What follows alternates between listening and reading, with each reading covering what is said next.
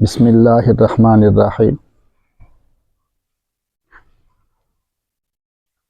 قرآن پاک میں اللہ رب العزت نے شرمگاہوں کی حفاظت کامیابی کی ضمانت قرار دیا ہے کہ جو لوگ اپنی شرمگاہوں کی حفاظت کرتے ہیں وہ کامیاب لوگ ہیں۔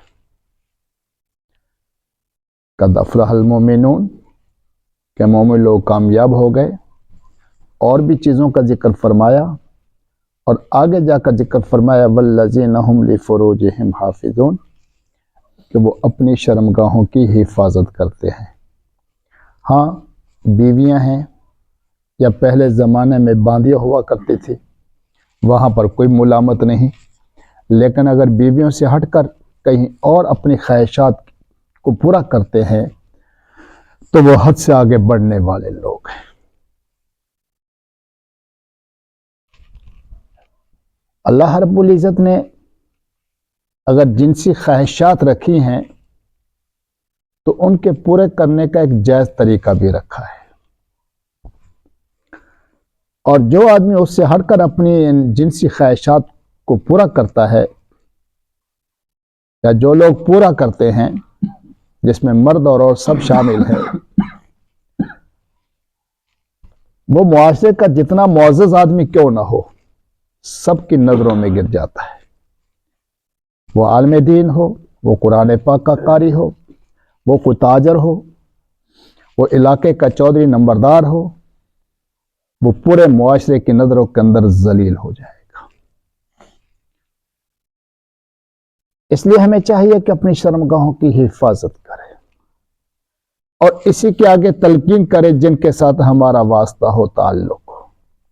اور پھر آقا صلی اللہ علیہ وسلم نے بھی یہی فرمایا، میں یضمن لی ما بین لحیہ و ما بین فخذیہ اضمن لہ الجنہ، کہ جو آدمی اپنی زبان کی حفاظت کر لے اور اپنی شرمگاہ کی حفاظت کر لے، میں اس کے لیے کامیابی کی ضمانت دیتا ہوں۔ تو گویا کہ آقا صلی اللہ علیہ وسلم کیا فرما رہے ہیں کہ اپنی شرمگاہوں کی حفاظت کر لو، زبان کی حفاظت کر لو، اور جنت کی چابی آ کر مجھ سے لے لو۔ میرے عزیز دوستو، آج اگر 4-5 سال کا بچہ ہے، اس کے سامنے جنسی خواہشات کو پورا نہیں کیا جاتا، شرم و حیا رکاوٹ بنتی ہے، غیر کے ساتھ کوئی گفتگو کرنے سے احتیاط کی جاتی ہے، اور اگر کہیں پر جنسی خواہشات پوری کرنی ہو تو دروازے وغیرہ ہر چیز بند کر دی جاتی ہے۔ کس سے؟ میرے اور آپ سے۔ لیکن جس کی نظر بڑی قوی ہے، جو ہر حالت میں ہر ایک کو ہر وقت دیکھنے والی ذات ہے، اس سے حیا نہیں۔ آج بندوں سے حیا ہے، اللہ کی مخلوق سے حیا ہے، لیکن خالق المالک سے حیا نہیں۔ حالانکہ حیا سب سے زیادہ کیسے ہونی چاہیے؟ اللہ رب العزت کی ذات سے، کہ وہ احکم الحاکمین بھی ہے، وہ جبار اور قہار بھی ہے۔ انسانوں کا جبر اتنا نہیں ہے جتنا جبر اس کا چل سکتا ہے، لیکن اس سے ڈر کا تصور ختم ہو گیا، اور چھوٹے بچے کا ڈر آ گیا سامنے، جو بیچارہ نہ بول سکتا ہے نہ کچھ کر سکتا ہے۔ اس لیے حکم یہ ہے، اللہ رب العزت سے جتنا زیادہ حیا ہو سکے اللہ رب العزت سے حیا کرو۔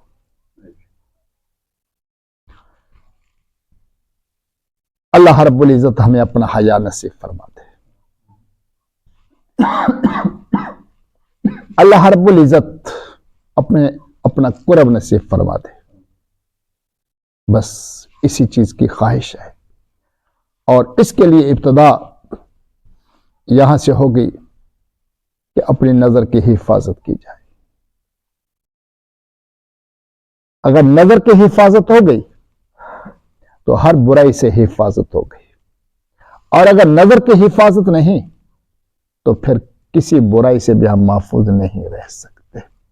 اس لیے آقا صلی اللہ علیہ وسلم نے فرمایا کہ نظر یہ شیطان کے زہر آلود تیروں میں سے ایک تیر ہے کہ جہاں پر یہ تیر لگتا ہے دونوں کو تباہ کر دیتا ہے۔